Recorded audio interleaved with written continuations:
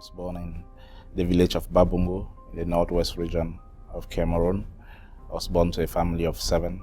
I happened to be the first, so I went through all the challenges from a rural background. I never really had the privilege or the luxury, which I call, to live with my parents, because at some point around the age of 5, they had to broke up. But I was lucky that all along, with many trials in life, I could go to school.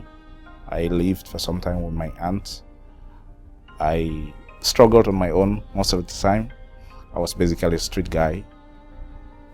I can't enumerate all the things I've done while on the streets.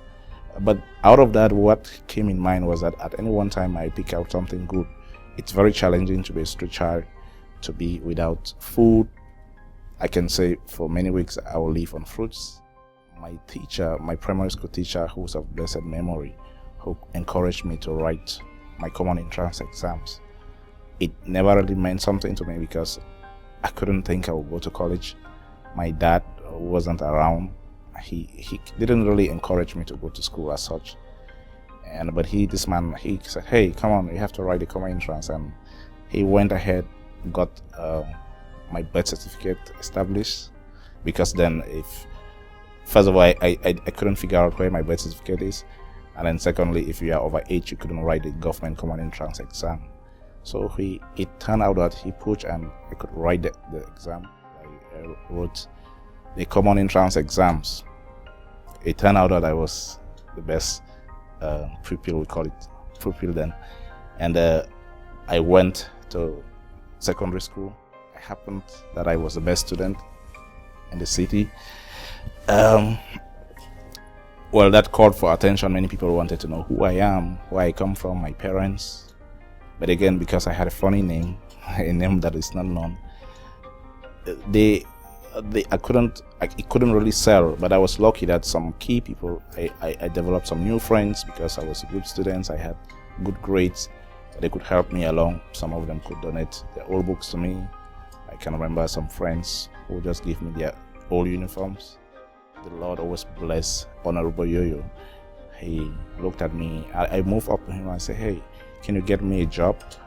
He said, "Why don't you go to school?" I said, "I don't just have the means to go to school." He heard my story, how I have been struggling, how I haven't had the luxury of living with my parents, and he decided to sponsor me through university. And all along in school, I will always take a leadership role, like senior prefect. In university, I was the student union president for the accountancy students. Again, it helped me to network a lot with businesses, with companies. So at least I already established a good network, and I was confident that alone I can always make it. I had a decent job back in Cameroon. We had a decent living. I had a wonderful family. But I was challenged because sometimes people will come from Europe or come from the US, they'll tell me stories. And I said, okay, I'm a global citizen. I don't think I'm restricted to be in one country. I said, okay, if I have the right to live where I want and the opportunity comes, why will I not welcome it? In the US, you could easily get a job if you were willing and ready to do the job, and if you gave yourself some time to research for the job. You know, the beauty is that we have internet 24 hours here, which I could research, I could make calls. I went to the workforce center, I got tons of resources, and like I said, my story could be very interesting because I started making the money even without going out of the house. I already started the marketing company. They did some training for me, and just from the training, they paid me, I think, beginning with a salary of $17 an hour. I would virtually go to every network session or meeting that was within the reach of my home in Oakville. Even if sometimes I'll use a bike. I never knew that a bike had special routes. So sometimes I'll take the bike, I'll ride the bike until I find this is Highway 94. Where do I go? Then I'll start rerouting. Whatever thing you dream, I don't know, it sounds funny sometimes, but I think that, and I truly believe that if you are serious about what you are doing, you get it. So you only get what you put in.